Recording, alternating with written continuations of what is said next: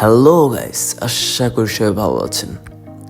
তো আজকের ভিডিওটা হচ্ছে যে কিভাবে আপনারা খুব ভালো ডিএলএস গেমটা খেলতে পারবেন। পাসিং হোক, আপনার বিভিন্ন স্কিল যেভাবে আপনি ডেভেলপ করবেন। তো প্রথমে মূল কথায় আসি।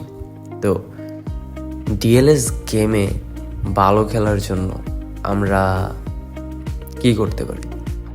আপনি পাবজি হোক, ফ্রি ফায়ার হোক বা সিওসি হোক, এগুলো কিন্তু আগের গেম। তো এগুলো কিন্তু আপনি খেলছেন, তাই না?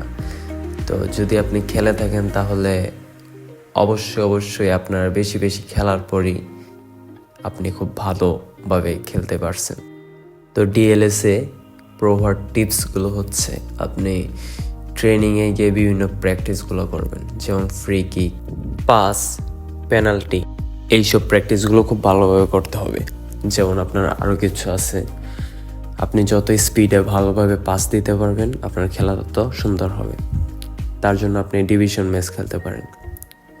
ডিভিশন ম্যাচে আপনি যখন বড় বড় প্লেয়ার কিনবেন তখন আপনার অপর টিমটাও খুব হার্ড পড়বে। তো তখন তার সাথে আপনার পাস প্র্যাকটিস করতে পারেন খেললে। দেন আপনি আপনার আগে তো আপনার এইভাবে প্র্যাকটিস করতে থাকলে আমার মনে হয় না যে আপনার 5-7 দিনের বেশি লাগবে পুরো গেমটাকে ভালোভাবে আয়ত্ত করার জন্য। তো